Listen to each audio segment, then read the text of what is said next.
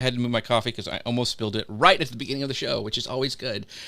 So excited that you guys are here. My pal Connor Brown from WDW Opinion is here as well, filling in the co-hosting spots. We've had a lot of fun doing some rotation with the co-hosting, so I appreciate him stepping in once again. Connor, let's give a little commercial. What does Connor Brown do at WDW Radio? If people are just joining in, like what in the world does Connor Brown do? Well, WDW Opinion, what do? I do whatever it takes. That's what I do. Whatever it takes. Solid answer. So solid answer. There you go. WDW Opinion helps you plan for and daydream about your next perfect Disney vacation. I'm a travel agent. I'm a podcaster. I'm a blogger.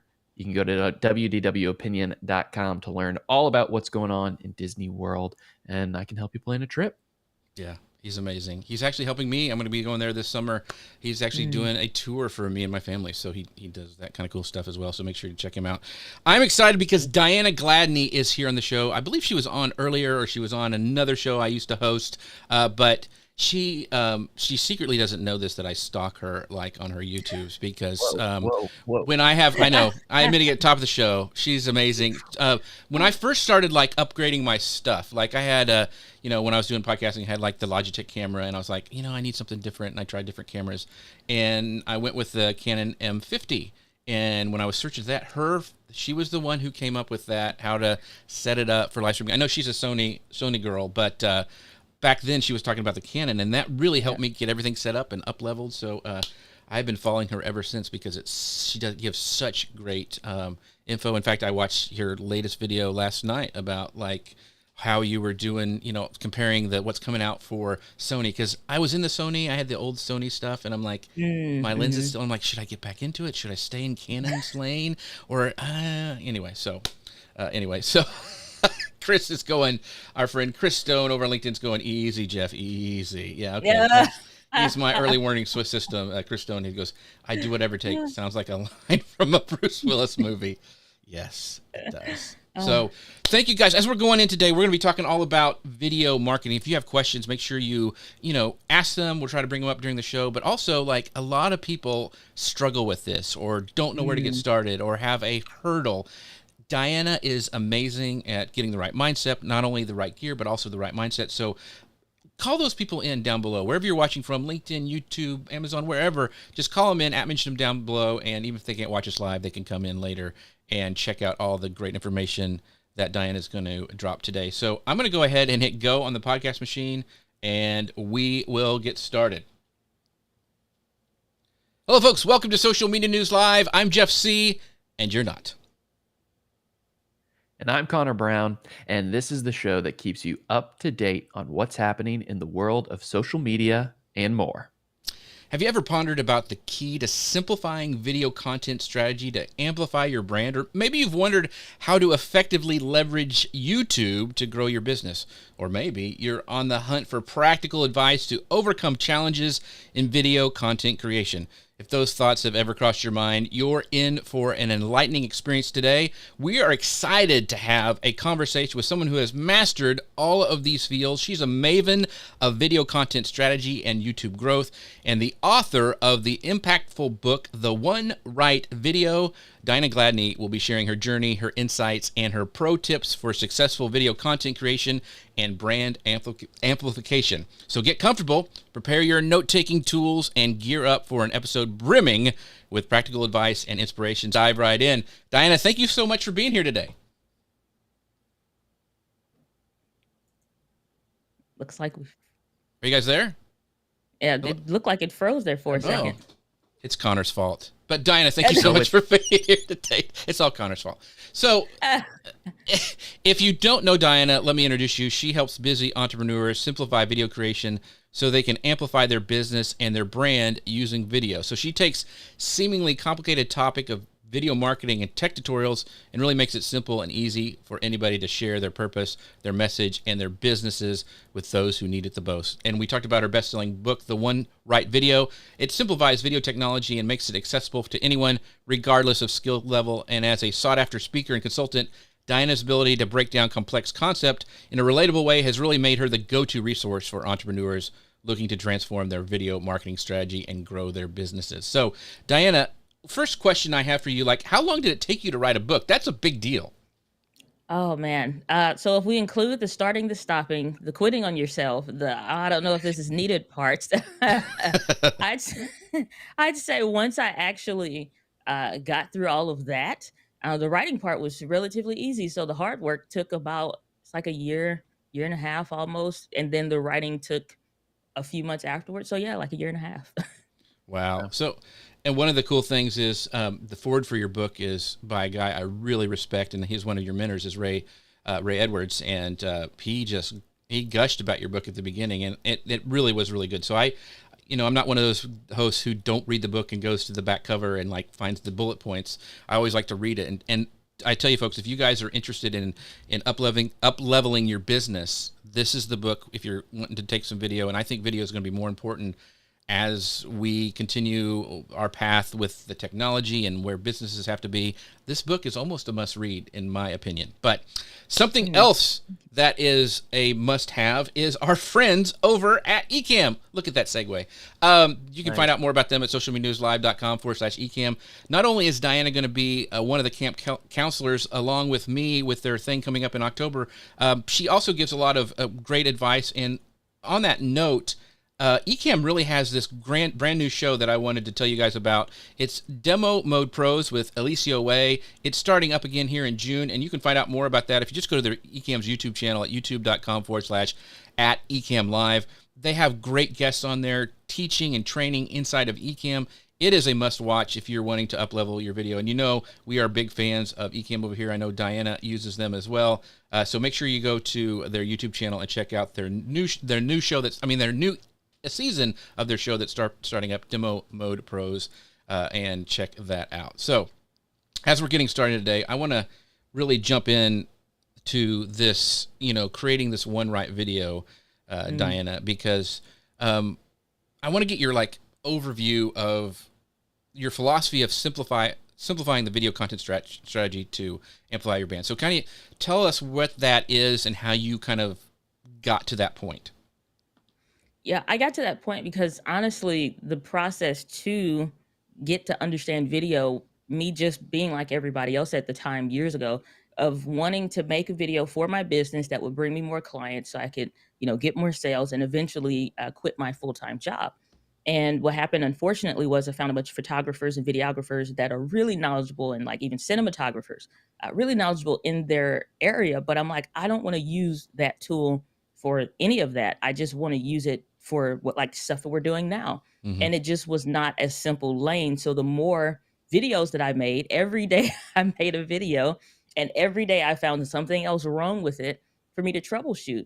And so after I figured out and translated all that crap for myself, I figured there's no other video talking about it from this perspective in this way.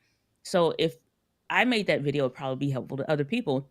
Well, it turned out that the stuff that I was talking about before is like personal development, small business tax savings stuff, whatever, completely different than what I talk about today, uh, was not doing as well as when I did the video content. And I was becoming more passionate about that because, again, every time I found a problem in my video and had to filter through all the crap to get a way to explain this right in a way that made sense for an entrepreneur and a business owner, then I made that video, and those videos continue to do well. And I said, well, why don't I just go ahead and shift and pivot with this? I'm really, again, like, really more passionate about this than this other stuff anyway. And so I just kind of uncovered a new passion and purposeful work. And so it just skyrocketed with everything that's happened, especially like moving forward since 2020, because so many more people needed to have those problems solved. And the YouTube of today is not the YouTube of 2016 and 2017 and 2018, not by a long shot. So it's been an incredible journey to do that, and I'm still doing that to this day.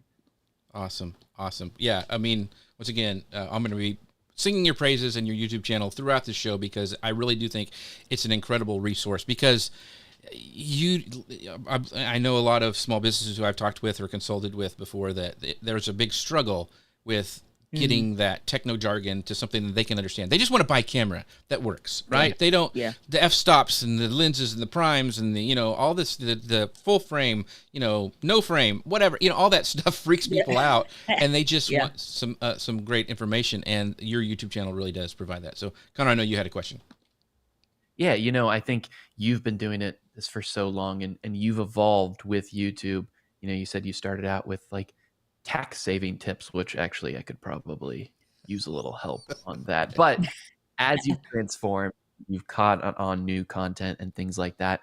We've heard for years and years, video is the next thing, video is the next thing.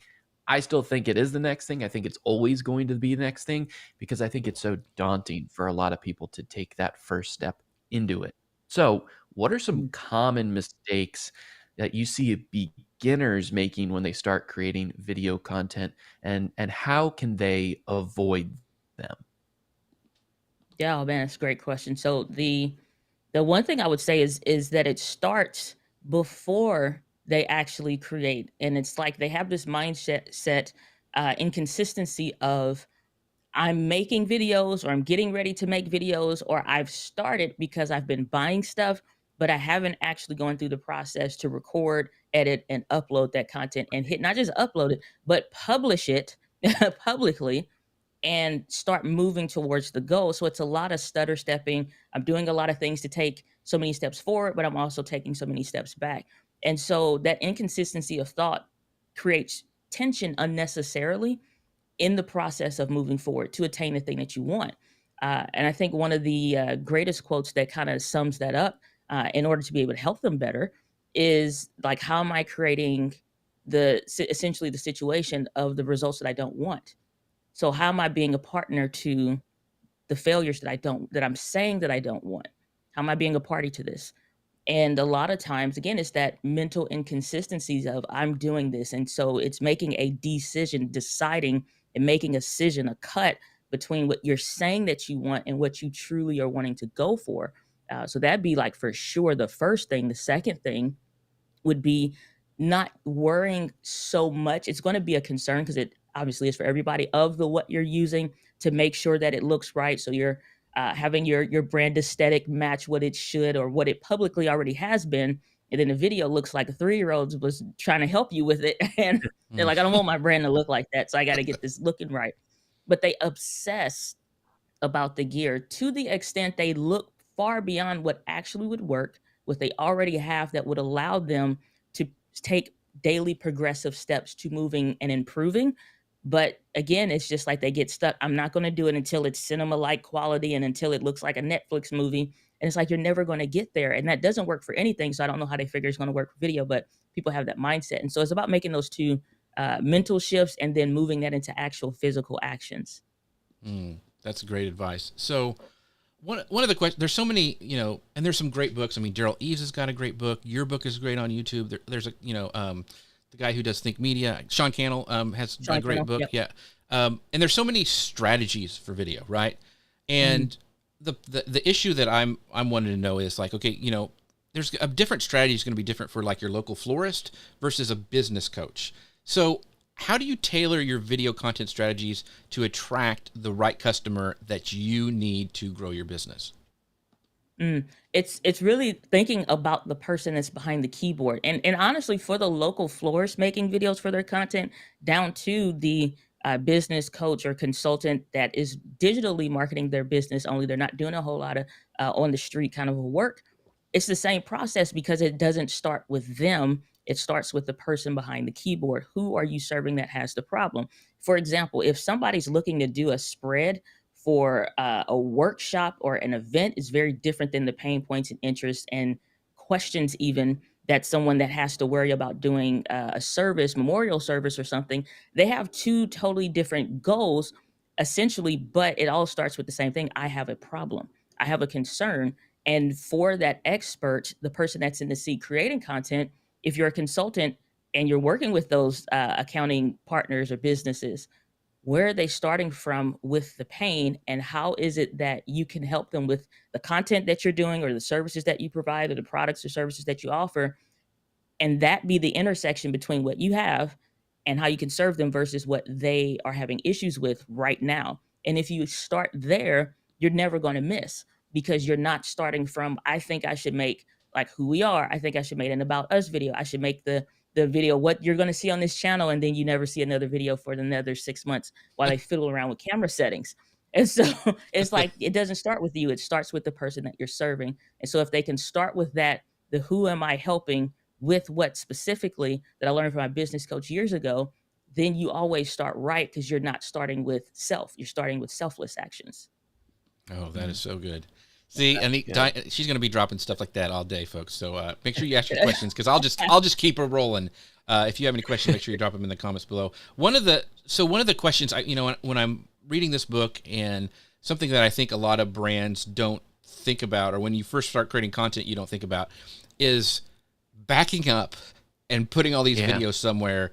So I want to know, and this is really, really selfish, is like, I want to know your system and process for backing up all the content you create, because it's not only you're creating for your brand, but I also, you do consulting and work for other people as well. So what is your system for backing up? Because I think people just don't talk about that. Oh yeah. So most people start messy and they stay messy because it's only them. And if you ever get to the pain point threshold of I want to have a team, then you start figuring out, oh, right, I don't have any systems. It's whatever I want to do, however I can get it out. And it's like, okay, that splatter turned into a nice wall art. Let's just keep it and move on to the next one. Right. And so what it is figuring out, what do you do by yourself, and then creating a system that can expand. And so that's, for me, systems and efficiencies is my jam. So you couldn't have asked a better question. But what I do, it starts with the before I record, with the ideation of it all. And so I like to keep stuff super simple and seamless, because I don't want any points of friction. So I just use Apple Notes, and if you use Google Notes, that's fine. The whole point of it is having a digital system. Once you move, like I'm a pen and paper person, but once I bring it from the drawing it out or just getting the idea out, it goes into a digital format, and it may just only start as a digital format. So that's capturing the idea initially with the voice memo that I keep on my Apple Watch or on my phone. And then that goes directly into the computer from my phone. It doesn't matter. I can always capture that. And it's really just like the capture, ready to record, and then move into the publish. And I keep everything, even in the post process of it, the same. But once you move past all of that, and I've recorded the video, I look at, what do I want to keep? What's going to serve me moving forward for the goals and the visions that we have in the business, and for who we're serving? What makes sense to keep? What makes sense to capture or document? And then what makes sense to let go? Because keeping everything is completely inefficient, and keeping nothing is also completely inefficient. And it's finding that happy medium. And so what I did was created for a digital workflow system. We don't keep anything on SSDs or external solid state drives, is what that means. And so basically, I keep nothing on the computer. My editor, we keep nothing on the computer, because computers can crash. Right. Any work that we're actively doing while we're going through all that before recording and all that stuff, or even the editing process, it goes on an external drive. And you have folders based on how you're working. So you're just moving from one folder, like in a sequential order. Once we get it into the videos done, all of that stuff, it's like, what raw content, like if I recorded a clip of the new camera that I got, then we're going to use that a lot moving forward. So in our Dropbox folder system, obviously I have the folders for business systems. Pro tip, number them so it's not reordering based on whenever Right. you add something new, or it's not going based on alphabetical order, or if somebody redoes the filter, you can easily see what's out of order. And I believe simple systems serve. So that numbered ordered system works great. So once you have your regular business folders, accounting, all that other stuff, then we have the creation folder. So we actually created a B-roll library. Yeah, you got places like Storybox, but that's third party B-roll stuff. We have what we call natural B-roll right here off the side. I can pull it up right now. It's my new camera, but I'm also recording B-roll for it. Why? Because we're going to use this stuff in future when I'm talking about, when I recorded B-roll, again, and thinking about moving forward and what we're doing, who we're serving, stuff like that. I'm like, oh, I know I'm going to want to talk about how I use this to document different parts of my day. And when I'm traveling or whatever, it's like when I was doing the interview for your show, then I'll have a reference material to instantly come up in the video. This gets added to the B-roll library. So that, and we have it organized. That is alphabetical, is by brand. So if we're talking about a lot of Ecamm stuff, Ecamm just may be a folder. Maybe we got clips of Katie, Doc. Mm-hmm. We got clips of the twins, and we got clips of the systems. And we got stuff of the recording, so that we're never having to redo work. The one thing that I found that will help anybody with any system when you're trying to especially create one is what are the things that you're constantly thinking about and then rethinking about, because all you're doing is creating loops. So how Mm. can I close some of these loops or even keep them from forming, is looking like, you know what? We always keep having to figure out what video did we have B-roll for X, Y, and Z thing before we deleted everything. And it's like, you know what? We need a B-roll library. Mm. Create a B-roll library. So my thing is, as soon as we hit a point of friction, what's a system that would serve this? And I highly encourage people, don't go complex with your systems, because if you can't verbally say what it is, if somebody on your team that you hire can't verbally repeat it, the system doesn't work because it's too hard to remember. And if it's too hard to remember, it's too hard to execute. And so that folder system serves us. Now, the finished video file, Mm-hmm. yes, I do keep a record of those, because for me, I know month and year how many that we do, but that also helps with analytics report and end of Right. the year review. So we're not going on feelings. I'm going off of, like, our goal at the beginning of the year was to produce these many pieces of content. Did we actually produce those many pieces of video? Our micro content is organized, very organized, because social platforms have all of these parameters. So how can you keep posting as they keep changing the rules? You be Right. organized. Mm. So it's like, okay, we got vertical video formats, you got square. We used to have what we call tall, that would Right. just kind of fill in, and those kind of passed away. Carousels were a thing, and then they passed away, and now they're back.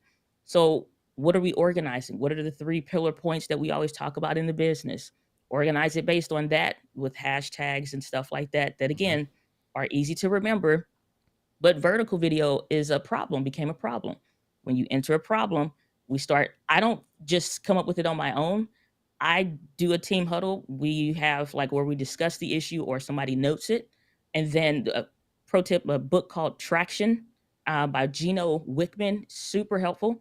If people are struggling with systems and stuff, that, and then the book Scaling Up is really great. I think it's by Vern Harnish or something like that. I can't remember his Mm-hmm. last name exactly, but those are great points as a business owner. So I started running the creation side of stuff, not just as my ideas, but there's systems to it, and it can be more structured. People just don't like to fit themselves into. They feel like they're putting themselves in the box, and it's like it's not. That's just a cop out of, I don't want to be organized. I want to do whatever I want to do and just let it work or don't work. But I involve my team in solving the problems, or even when I create problems. It's like, what are we having issues with? Well, when you go out of town, content falls off because we don't have enough pre-recorded, or the week before, or I get sick, or I don't feel great when I'm coming back. And it's like, okay, so what are we going to do about this? I involve them in the solution. I don't tell them. I involve them in it, or I give them the authority. It's like, okay, here's what I would like to see. Here's what I would need for this to work. But you make the final decision. We'll try it, and then if it works for me and it doesn't for you, we still need to change. If it works for you and it doesn't for me, we still change. So it's like it's constantly testing stuff. But that's what we do. I don't keep everything, Mm-hmm. but we keep the stuff that's most important, the natural B-roll stuff that we're recording, because we use that in promos, we use that Right. in ads, we use that as B-roll. Products, services, stuff that we talk about a lot. Even if you're a consultant or a coach, even if you're doing Amazon Live videos, if you're doing something, you're doing a promo reel, how are you supposed to have an example of what you look like working if you don't have a camera sitting off to the side, or your phone even, Right. to record those moments, so you can put all the stuff that you are learning to work? So I'm not sit down and let's create a big system. It's when we enter a problem, when we hit that threshold, let's solve this now, because there's no point in redoing this and rethinking about it, or I should solve this problem. That's super inefficient. I love systems and efficiency. So you can ask me a better question. So one of the things, just to clarify, but like your final YouTube video, do you keep like a offsite thing, like just in case YouTube ever goes away or changes something, that you have your final videos somewhere backed up that you can keep them just as a backup? Or is that even too much, keeping old stuff? Yes. Yes and no. I keep what's important. Because there are some things, if YouTube went away, we have the most important stuff. Because Gotcha. there's some things that are contextualized to the platform that Right. will only make sense on that platform. And if another person or something, like all of us, let's say YouTube was destroyed and Vimeo became the new YouTube for whatever reason. Right. we're not going to post the same stuff. The culture is different. Social culture is different on, or would be there. Even no matter how well it tried to mimic YouTube, it would never be YouTube. Mm. So we keep what's important. And if there is a video we know for a fact we're going to reference, it's just easier to have that. We do keep that. And then, like I said, we keep some of the B-roll. But a lot of that stuff is like, if it's contextual to the platform, it just goes to YouTube. If we ever need to pull from it or reference it, we'll just get it from Yeah. YouTube. Yeah. And if YouTube goes away, we don't have anything there that we wouldn't mind letting go. Yeah. So not only is Diana costing me money with tech stuff, now it's books. She's telling me books I have to get now. Oh my gosh. I'm going to have to get another job. So I want to bring up some comments really quick from people. What were you going to say? Oh, great. Oh, okay. Simple. Yeah. I want to give a shout out to Tatiana. Says, hello, I'm on vacation, can't stay, but I'm just going to watch the replay. Thank you for stopping by, Tatiana. And so many people are saying, Diana, that is so true. That analysis paralysis. Chris Stone he's soaking this up because I know he's a system guy. He's an audio guy too, but he goes, start with who you're serving. That is a winner. And so many people. Oh, this is a great question from Facebook user. Do you use Notion, Diane, to keep it all together? Do you have like a platform that you like to use? ClickUp or Notion that you like to run everything by? No, and Okay. it's to some people they would think it would be more complex, but again, simple system serves. Like I said, for what I'm using for myself personally, I use Apple Notes. By the time I take it out of my brain idea stuff and move it to a system for the team for us to actually work it, it's in Asana. So our systems and stuff, it's in Asana.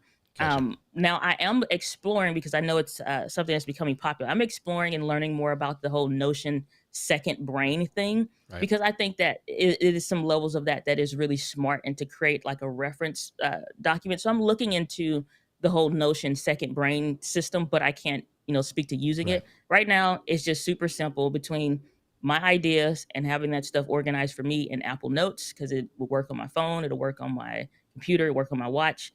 And then it's easy to translate that stuff and offload it into the team, and we actually start to execute. So I just, as many, Gotcha. not as many, but the least amount of points of friction to executing is what I want. Yeah, that's a great point. My daughter's a big Notion. She goes crazy on it. She has it all worked out. I use Rome Research, which is the one that I really like, and I love that whole building a second brain. My friend Eric Fisher actually had the guy Tiago Forte, who wrote that book, on his podcast, and it's nice. A must listen to. So, couple like Chuck goes, aha, simple system serve. Chuck from Online Video Mastery, and Gary is just going like getting vertical video when we're working on landscape. Yeah, I know. He's like me. He said he was a video pack rat, but I am learning to let go. I am seeing if it sparks joy or not. Let it go. So, Chris was saying you can't ask a better question, because I know he loves systems too. All right, so let's go to this next section. YouTube, some about some tactics there, and I know Connor, you had a question right at the start of this. Let's talk growth. When you get on the platform, you want to grow, you want to see that success. That's kind of how we measure it by. So what have been the keys to your successful growth on specifically YouTube? It's cliche, and it's just like one of those things where when you hear people say like, share, subscribe, you just ignore it, because you're just used to ignoring it. But it is consistency. I've been consistent for years. Like, the only break that I recently took that's a long break was like the month of May or April or something like that. Like, I literally just took a month or so to rest, because I was already working outside of all the digital production stuff, and I was like, you know what, I'm taking a break. I'm resting. Um, Outside of that, I've been posting videos consistently every week since I started in June 2016. And that was like starting on Facebook with my mentor, and like from my very first video up until like a couple months ago, I just was like, yeah, every week, every day I would touch my camera, even when I worked a full-time job. Every day I still took my camera with me. So if I was on my lunch break, I would go out somewhere where it was private so I can work on it and just keep testing the settings. I come home, make videos, even if it was what I call throwaway videos, which is your practice videos that never will go anywhere, but it's you getting consistency. And so the mother of all learning is repetition. So I just put that to work for me. That's how you win on YouTube. That the no strategy is going to work if you don't keep doing it. No system is going to have analytics or data points if you're not doing it enough. And sometimes people lack of publishing because they're too busy strategizing, which is just a good way to say I'm sitting on my behind thinking about it. Um, sometimes execution is what's needed to get data in order for you to figure out what the next thing is that you should do. So even if I was uncomfortable like with the results, or even if I just plan to ignore for honestly the first 6 months. First 6 months to a year Yeah. of doing videos, I'm like, I'm planning to ignore, really ignore as far as like the emotional attachment to how the videos are doing, because I really need to focus in and control the things that I can control. Yes, implement the strategies as to what you're learning. Yes, improve your video content as you're moving forward. But again, that was me. And I wouldn't say do the same thing today, but that's what helped me. And so put your nose down and work. Batch record, not batch record, because most people don't do the first videos right. But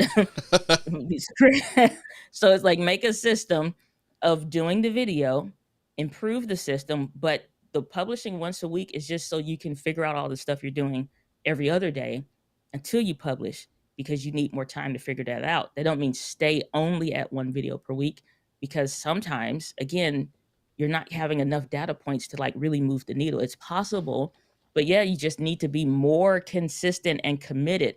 I think that's the difference. Consistency and commitment is what helps any YouTube or video strategy work. So when you're Yeah. talking about making that, just going and just putting that stuff out for a first year, and that you talk about the story in your book where you actually quit your job, like the soul sucking job that you're in. How long were you making videos before you quit your job and did that full time? Like how long were you working at nights or weekends but still being consistent, putting in that extra time before you went, okay, I'm going to quit my job and do this full time? So whatever the time frame is between, like I said, June 26. Actually, I say it's more like June 2016. Made my first video. Start making my first videos on my smartphone and stuff. Those are not public because they're in a private Facebook group. So from that time until May 10th, 2019, when I quit, all the days in the in between, I was making content. I was doing interviews. I was doing my podcast at the time. I was publishing content. I was writing blogs. Every day I was doing something. In between lunch, I was working. It would be some interviews that I had. I'd be going down the steps, out of breath, from the fourth floor to my car to do an interview and stuff. So it was all the days in the in between up until that point. So when I quit, I had been doing it for years at that point. So it wasn't new.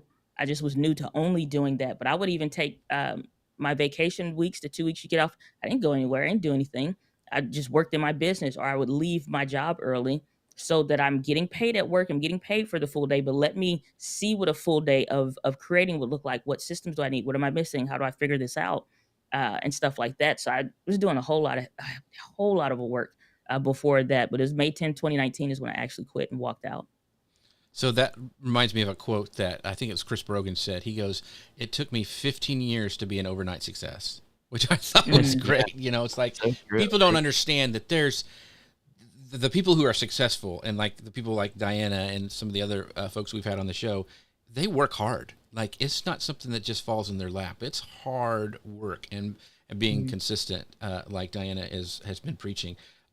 This is a great question from my friend Jim Alt over on YouTube. He goes, how do you handle the feedback comments of your audience that can take you in 25 different directions? Like when we talked earlier about doing the right type of content to attract your ideal customer. But what if you get just these rando comments like Jim is saying? How do you know which one to pick and which one to go with?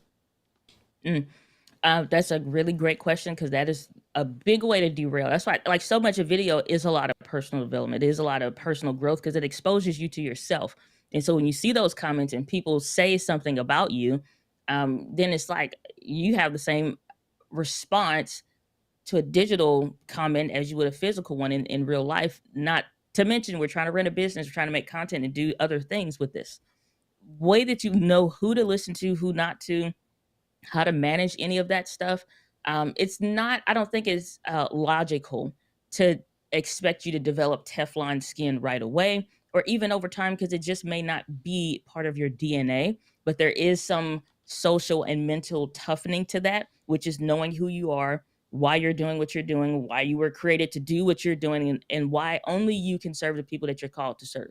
So you have to constantly be reaffirming to yourself that, because if somebody can convince you out of that, then you're lost. There's nobody that can convince you back in. So you have to always be able to stay firmly planted in that. You are going to have seasons where you question yourself, but you need to be able to definitively go down those line of questions, not saying, oh, this person's better than me and blah, blah, blah.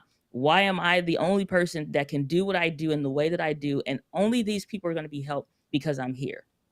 When you are constantly in a progressive state, this is not just a day of doing it right and a day of doing it wrong. When you're constantly in a progressive state of making sure that you're firmly planted in that, when the comments come, as they always do, you need to be able to understand the difference between the loud minority that's talking versus the sometimes small majority that you probably need to be paying attention to. And what I mean by that is people that you're serving well all the time may not be commenting.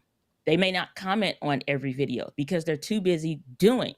Like they're in the process of, I'm gonna watch this video, I like the video, and they have a playlist set up or something, or they're doing the stuff that you're talking about.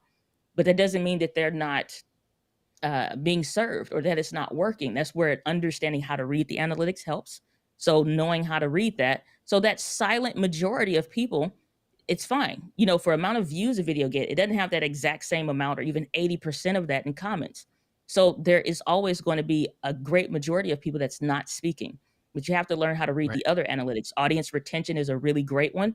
So if you see that people are getting through the majority of this video, then you can tell, okay, that I'm serving a majority of people because they consistently watch through. Now, the loud minority of people that say, I wish you turned the music down. I wish you do. I'm not serving you, Susan. I'm here to serve my avatar, who we name in the business Streamline Steve. And if I know that I'm making something for Streamline Steve, when I see a bunch of Susans commenting, you were never, this was not for you anyway. You're in the wrong place. The fact that you decided to stay at the party, we let you be here. So I hear you, but I also am okay with ignoring that. I don't care that you feel that way. To people like, I'm offended that I welcome that in a sense of I'm okay that you're offended by that because it has nothing to do with me. Like you're the right. It's like going to McDonald's. I wish you guys wouldn't serve beef. You should serve vegan options. Go to a vegan shop. We never said we were going to. Like you, Right. you know. So it's knowing the difference in that kind of a stuff.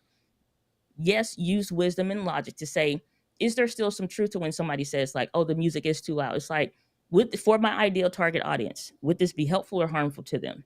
We probably could cut it down. It's like, okay, that works. Or somebody say, I wish you would explain this better. Now we're getting points of potential, the silent majority that's maybe not speaking all the time. It's like, I wish you would have slowed down when you explain this. Why would they ask that question? Why would they say that? And then I'm like, okay, it would make sense. Let me verify this some more with some analytics and see what happens around that point of the video. Maybe I see a bunch of people going back. So you see a spike in the analytics there. It's like, okay, so I probably should say, okay, let me do that.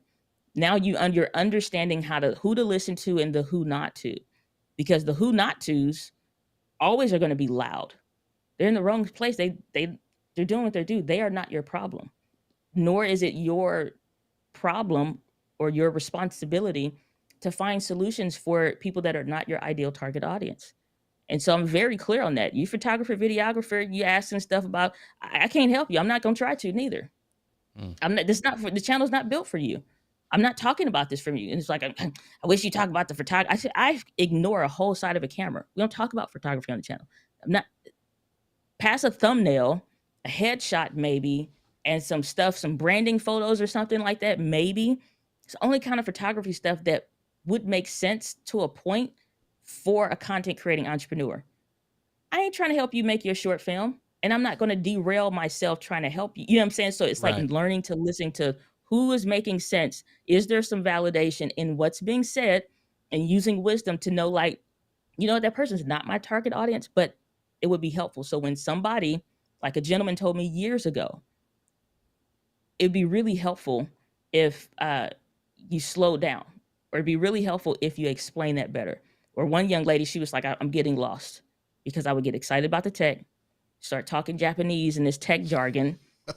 And she was like, I was following you until about 7 minutes in, and I have no idea what you said, but I appreciate your help. I didn't help you. I messed up somewhere because I lost myself in the sauce. And I'm like, okay, let me refocus. So when you are very clear of who your ideal target audience is, and you are only making content with them in mind, and I call him Streamline Steve for a reason. We put a name and personality and traits as if somebody was describing me. Oh, well, Diana, she has dreadlocks, or what have you. Today she wore a brown shirt, she had a gold chain. Like that level of clarity, as if that person could show up today. You need to have clarity like that with your avatar, or your ideal target audience, so you know them when they pop up, and you also know those that don't fit the mold. And just like that was some great points. You don't qualify to be here, but thanks, or whatever. Or it's just Mhm. like this comment is ridiculous and not even worth my attention, so ignore it or delete it. Yeah, man, that's great. I would just like to state for the record that my mother's name is Susan and she's always welcome. So Chris even We are said, not like, talking about your mom. yeah, don't talk about my mom. Chris was saying that he loved that. Yeah, that is a great reminder, because it's very personal when you see those comments coming through. Like, I've had people who just do not like beards at all and will be very nasty about it. And then I just like, okay, well, see you later. Not for you. We had another one said that it's very helpful about the slight majority. Yeah, we forget about that because there's more people probably listening and not saying anything than there are who are actually making those rude comments. So, yeah. I think especially when you do get a good comment or helpful feedback, whether it's a comment or an email or something like that, just assume or start assuming that there's 10 other people, 20 other people out there that have the exact same thought, but just aren't vocalizing it. And put yourself in those shoes. We don't leave a comment on every, informative thing that we see. So if we're not doing it, there's a whole bunch of other people out there not doing it. Right. But I think with that, it is important because that's how you get content. That's how you understand your audience. And when it comes to that, you said it, that you build content for your specific audience, but then also on a specific platform. But when new platforms come into the mix and people are consuming content differently, I would assume that the strategy has to change. YouTube, much more long form if you want it to be, but things like YouTube Shorts, TikTok, Instagram Reels, they're all here. People are consuming them. They're great to grow your business and they're great to learn information from the consumer. So, what are some strategies for hooking viewers on this short form video, considering it's so easy for viewers to swipe to the next thing, and especially when you're building content for the long view? Easy answer, get to the point. Yeah. Get to the point. Most people they're so strategic that they get stupid about just geez, just say that the best way to make coffee is not overheating the water. Like again, put yourself as the person that's behind the keyboard, or the person that's on the other side of that phone. Your attention is someplace else, or you have a 15 minutes that you're stopping, you're taking a break or whatever, or you're sitting at the whatever. Is this something going to capture my attention or not? The whole point of a hook is just like you think about fishing. Even if you've never fished, a hook means you caught them, but it doesn't mean that you're keeping them. So the hook is just simply to get them to pause. Because at the rate that people are scrolling, most people, they're just kind of like, you got 2.5, 3-ish seconds, if that, to see if you're saying, showing, or doing something that makes me want to pause. You have to stop the scroll. And the easiest way is to get to the point of something, and give somebody the reason of why they're there or whatever. It's just like, I don't care what you're into. So if you're a coach or a business consultant, or you're some kind of marketer, you can say stop wasting money on Facebook ads. Or I wasted $5,000 on Facebook ads, but here's how I got a $10 million return or $500,000 return. to the ideal target audience that cares about that, is having problems with this, because everybody has it. You have to think about this. Ray Edwards has this pastor framework. I use it all the time. The person, the problem, the pain point. It's the acronym.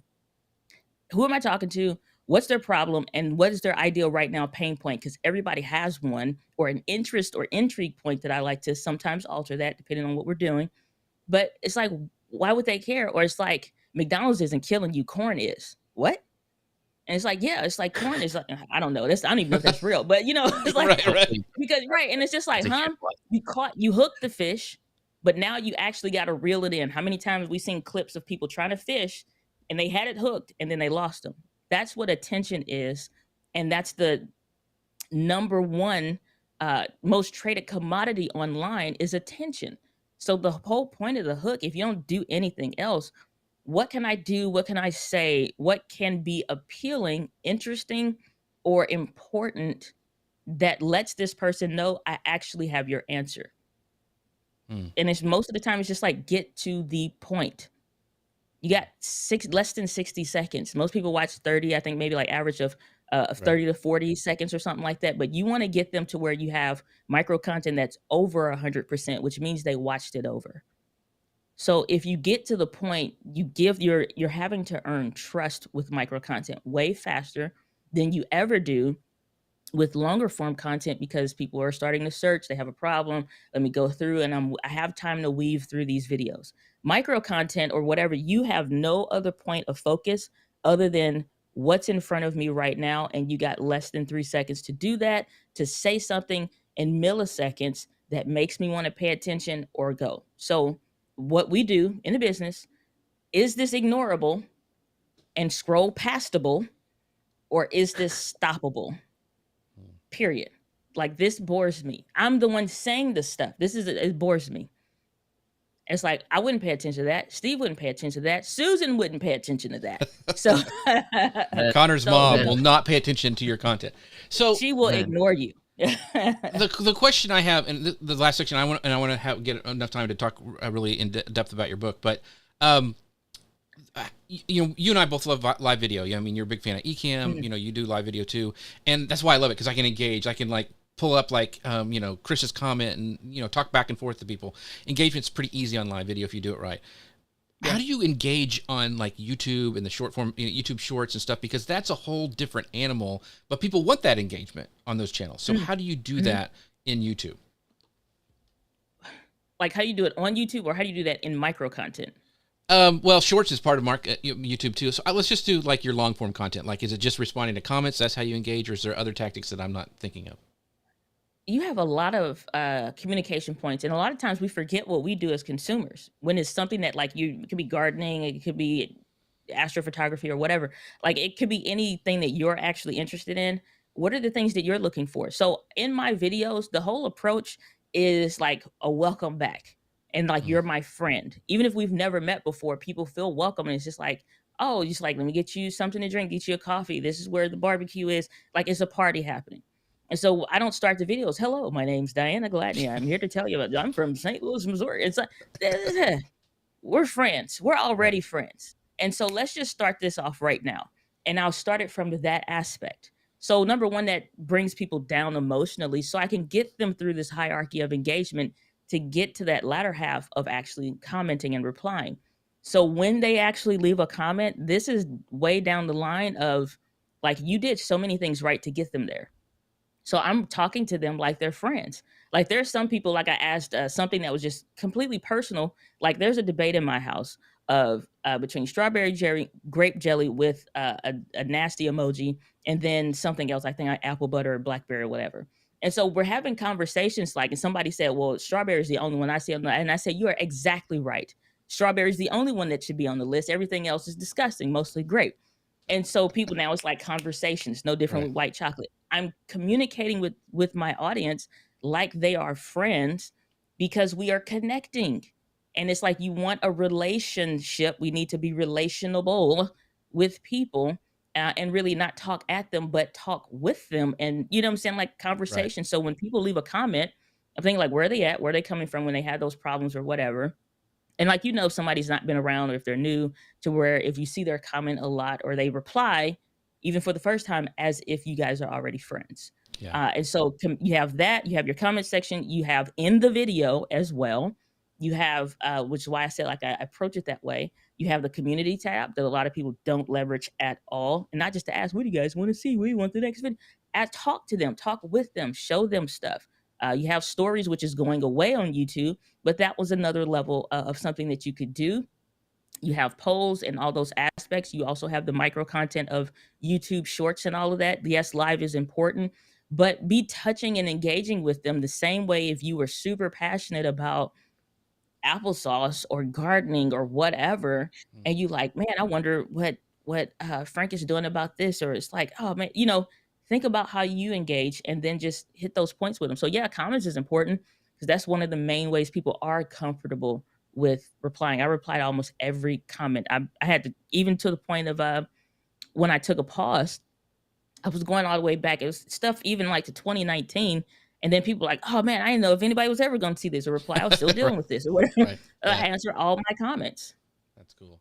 So the other thing, some things you can take over from live video, like you mentioned, like if you watch Diana's channel, you know that she loves white chocolate. That's her thing. Dark chocolate? No, it's all white chocolate. It's almost like an inside joke. Yes. It's almost like, and people who follow you know that. And on this Yeah, show, like yeah. I mentioned Google Plus at least once a show, and it's a drinking game, and now Chris has to take a drink, and Chris always gives me a hard time about saying Google Plus. So, but those things, those are what endear you to your audience. Those are what connects people. That's what those little running things, and I think that's super important. I do something that's also super important is our friends over at Ecamm. Make sure you guys go check them out. This is what makes this show possible. socialmedianewslive.com/Ecamm. Also check out their a new show, the demo show that they're doing right now in June, starting up the new one. There's a lot of great guests on that as well. So make sure to check them out. But I want to make sure we have plenty of time to talk about the One Right video book, because it is really a good book. And I hope all of you guys go out, get it, leave a review for them, for Diana on Amazon, help her out, share it with your friends, because it really is. There's so much practical advice in there, and not just on what to do, how to do it, but also like the mindset behind it. And so I wanted to know, Diana, what like motivated you to write the One Right video? Because most books aren't like a huge moneymaker. It takes a lot of time, a lot of effort. So why did you do it? So a lot of people may take this answer a lot of different kind of ways, but I'm someone that prays a lot. Okay, I'm a Christian believer, and so I'm someone that prays a lot, and I know I'm getting something that's not of myself when it's something I completely don't want to do, and the book was one of them. And so I'm like, this is dumb, and I'm not doing it. And so I'm just like, yep, I don't know what that is, but I'm not doing that. And so I was just like, no, there's other ones. Like you talk about Sean Cannell. Sean's like a brother. I love him. I got YouTube Secrets. I got YouTube Secrets, the second revised version. I'm like, nope, got Daryl, got everybody's good. Got Roberto Blake. We're covered. But I said I sat on that for some months though, even before all of that. And I didn't want to write it. I'll be honest with you. I just didn't want. I didn't want to approach writing a book. But again, like I said before, of needing to understand why you are where you are and why you're firmly planted and stuff like that. I was like, what do I actually want my life to be? What I want to have? Yeah, being an author is one of them, but I just figured not in this stage of life. Like, no, we're not there yet. Or it's like, wouldn't Right. that make more sense later? Nothing. So it wasn't like some like, oh, I just knew I wanted to write a book. I just no, it wasn't like that. So it was a lot of friction. But what made me want to actually follow through with it is number one, the idea of it wouldn't go away.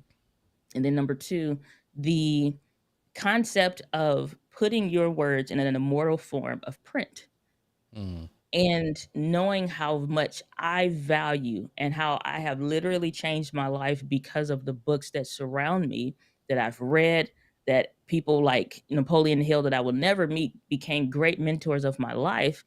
Why would I take that away from somebody if I know that the wisdom and the things that I'm garnering throughout life, and I want to write other books. If I know this already, what am I afraid of? Mm-hmm.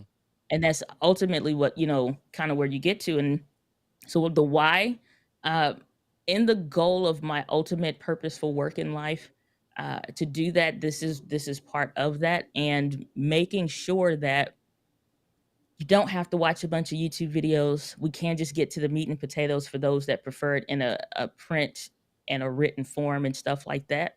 That we have that. And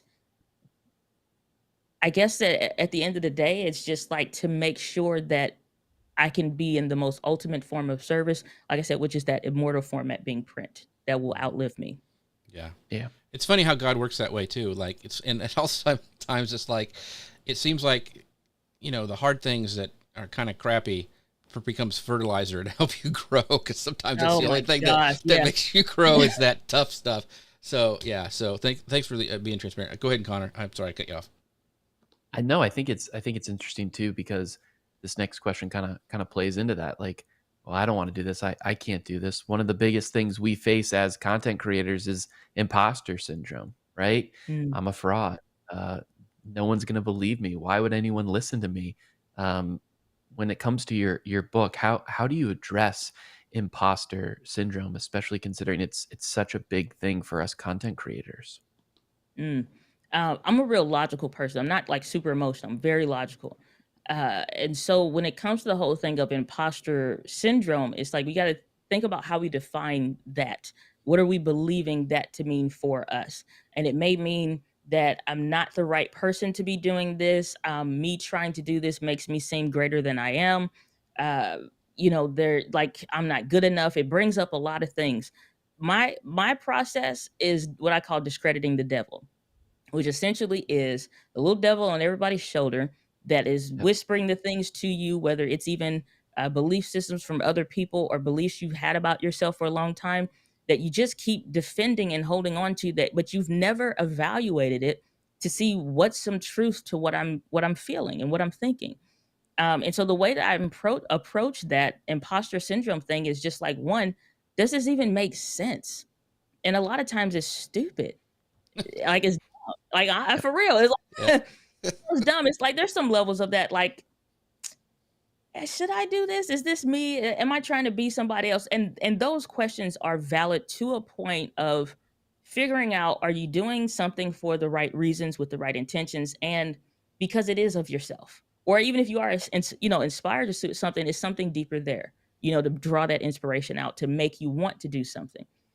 But the whole thing of I'm gonna be found out to be somebody that I'm not. Well, who the hell were you being? It does this in Right. you wanted to be a coach, a business owner, right? You wanted to be successful, right? You wanted to do all these different things. You wanted to speak on big stages. You wanted to help a lot of people. Well, is this gonna help you do it or not? It's like, well, yeah, well then shut the hell up. Let's get to it. It's like it's like it just Right. so some of that is you get into this me too syndrome of not like the movement, but it's like the me too. Somebody say, oh, I'm struggling because I feel like this isn't who I am. And it's like, oh, me too. That like sometimes some of that is like knowing when to stop. It's like stop getting on everybody's bandwagon. Stop getting on everybody's train. It's like, what do you actually feel? And so when you start to dispel some of those beliefs and question them, you find a lot of them have no validity. And it's like, well, I've never done this before, or I'm not going to be any good in it. You've never done it before. So nobody's good at anything I'm not good at being a pilot. I've never Right. been behind, never took a flight class in my life. So yeah, you're never going to be good at something that you've never done. That makes sense. That's logical.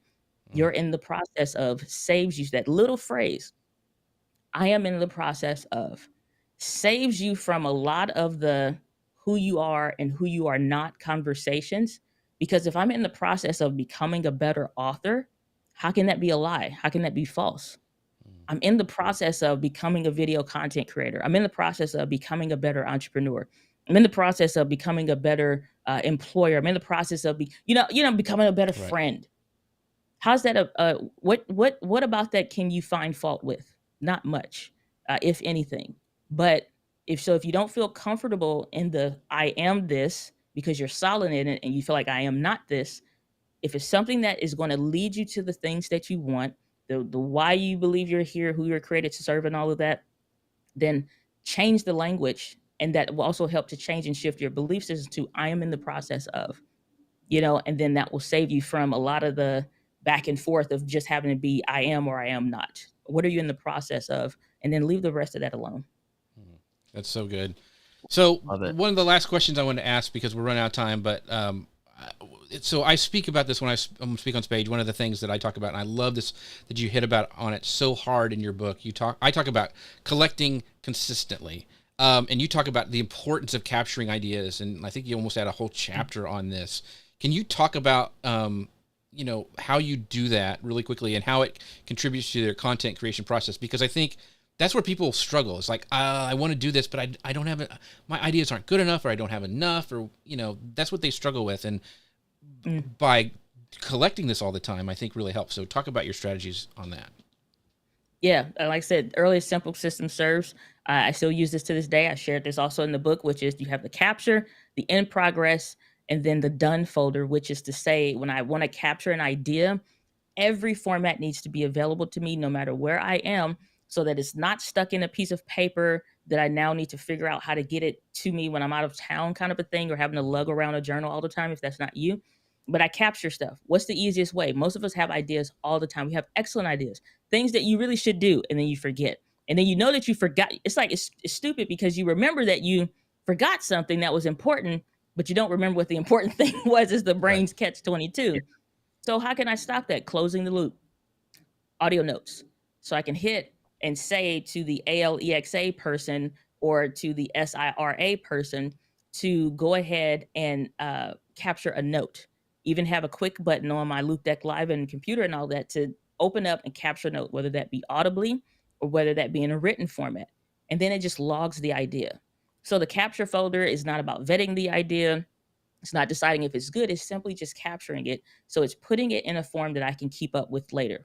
And then sometimes some ideas you're like, yeah, I don't know where that one came from. That's not me. I don't want to do that one. And then you get rid of it. Fine. But those that are something that you want to kind of move into, like, yeah, that was really good. I need to flesh this out. I put whatever notes, whatever I'm thinking, what I'm imagining, if it's links to something I want to reference, all this stuff goes in just this simple document, no order, no structure for it, just a document. What's the name of it? What's the point of the video? Why did I come up with this? And then I may still hit the voice recorder just to share my thoughts around what I'm thinking in that moment. And you log it. So I have a capture folder that's just logging it. Maybe you do subfolders of podcast ideas or micro content. Like I like to do skits. So this week I had an idea for a skit, 2 skits. One my friend gave me. And so I'm like, oh, great. I logged it. Done. Yeah. So if I forget, I'm like, it was something that was really good. Let me go to the skits. I remember it was a skit. I don't remember which one. So that. Number 2 is in progress. When I'm ready to now take this idea from just being documented and captured, and I want to move it to actually working on it, I move it to the in progress folder because there's way less stuff in that folder. And it's only one other subfolder in that number 2 one, which is to say it's ready to record. So for me, in progress, now I'm fleshing out this idea and I'm starting to go through what would be the 3, 5, 7, whatever points. Let me actually work through this idea. And so the video planning guide that I give away and a bunch of other resources from the book is in there. And so now I'm starting to work out the idea. When it comes now to the days I'm ready to record, all I do is move it from in progress, like I'm working on the idea, to ready to record. So on the days I'm ready to record, and I just use the 1, 2, 3, and 4. It's usually Right. about as many videos as I'm recording in one time. I have them numbered in a sequential logical order that makes it easy for me to record them. So if I know I'm really excited about the latest camera, for example, I don't want to wait and let that be video number 3 or something because I'm excited to talk about it now. And every Yeah. other video is going to be punished because I'm going to rush through it just to get to that one. So make it the first one. What's now makes it easy to talk about. Maybe I want to talk about the accessories. Maybe I want to talk about moving from APS-C to full frame. And I just logically set it up. It don't have to be something you take Right. 40 hours on, just 3-second thing. Then I record it. When it's now recorded, those notes, the outline, that gets posted to Asana. So it can go to my video editor. He knows what points I covered, other things, links to resource. All that stuff was already done. Put that in Asana when I schedule the workout to be edited and all of that after it's recorded.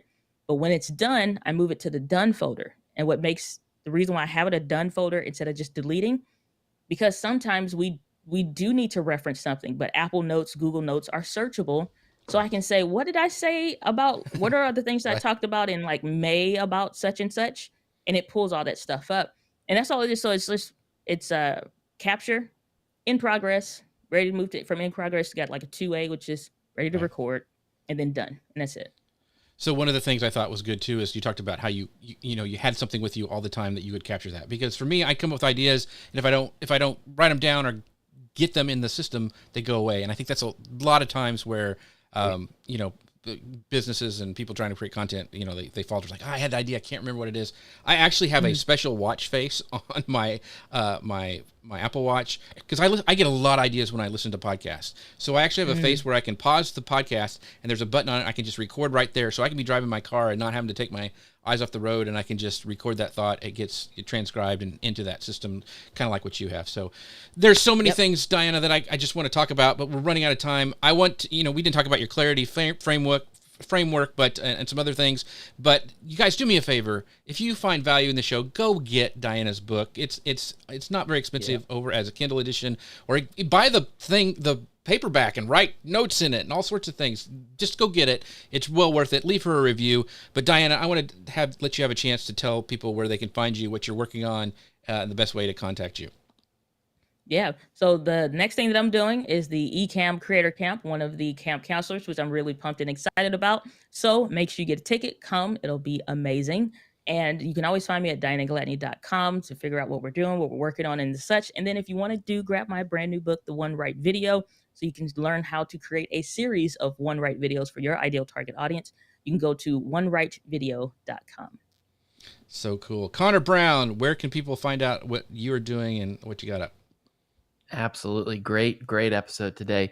You can head over to wdwopinion.com or follow me on all the social channels at wdwopinion if you're looking to plan your next Disney trip. Awesome. Thank you guys so much for watching today. Thank you for Jim and Chris and let's see, Chris Stone was here. I mean, all the other people who are here today. I appreciate you guys. Gary, thank you for watching as always over on YouTube. We wouldn't be able to do the show without you. I thank you for our sponsor, Ecamm. You can find out more about them at socialmedianewslive.com/Ecamm. Don't forget about their new show that's going on YouTube. And with that, we'll see you guys next week. Bye, everybody. Ecamm fam, you already know what time it is. It's summer 2023. And what do we do every summer? We turn up with the Demo Mode Pros.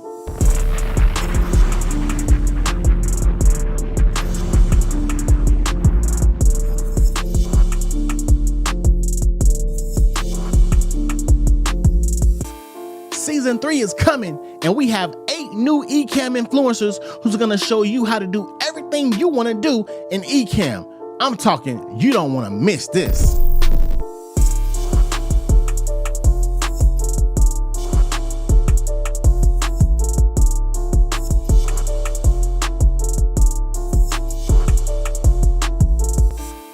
Every new summer, there's always tons of new features. So if you want to learn how to level up, you might want to tune in. Ecamm fam, let's take it to live demo mode.